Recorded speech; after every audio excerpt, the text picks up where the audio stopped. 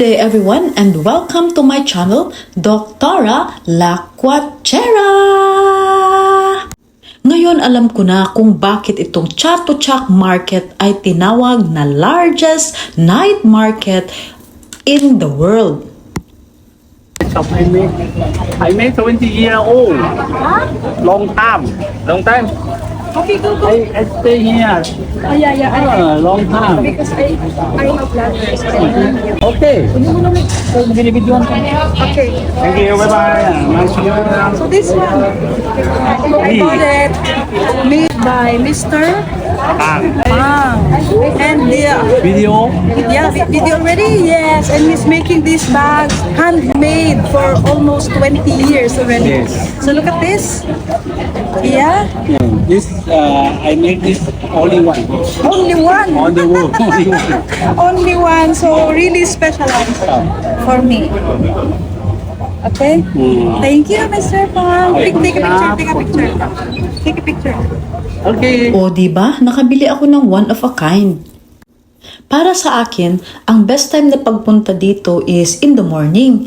Kasi panigo ka sa mga nagtitinda, makakapagbigay sila ng discount. Yun nga lang, medyo mainit ang araw at may mga pwesto na di pa bukas.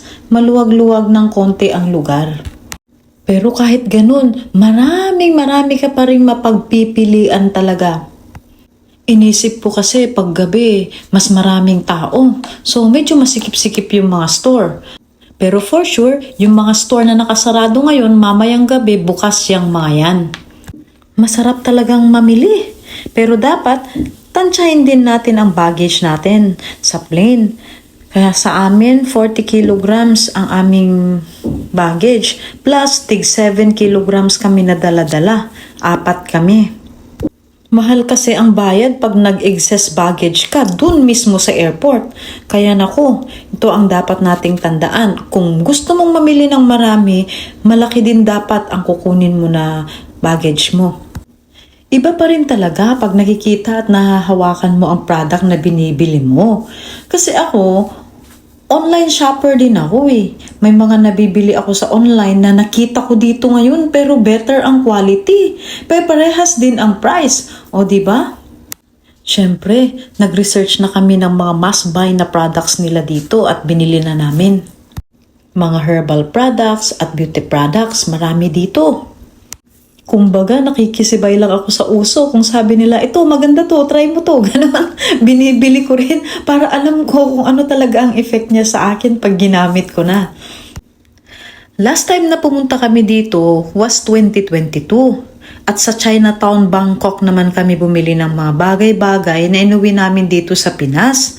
Kasi nga naman, nadadaanan ito ng half in, half off namin. At syempre, sa kalalakad mo, lakad ka ng lakad, magugutom ka talaga, uuhawin ka. Kaya dapat magdala ka na ng water mo or else, chow na! Ito yun eh. Tigto 200. Ito na, makita na mo. Ako yan, no? Pwede yung soup sa akin na yun. Ito kasi yung kwan. Street food nila.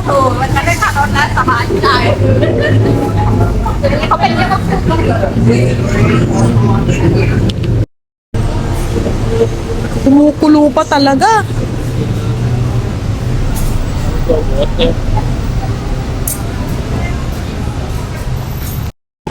Hello.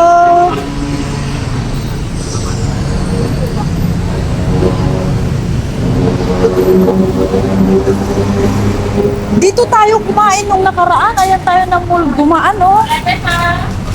Yung nakaraan? Oh. Punta dito? Yes.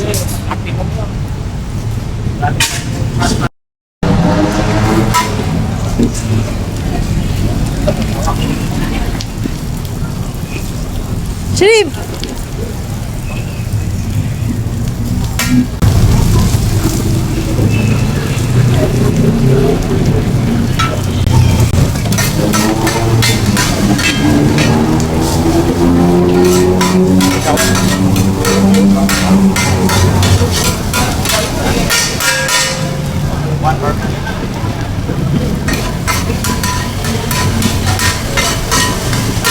barbecue. I-order mo, okay, para iluto nila.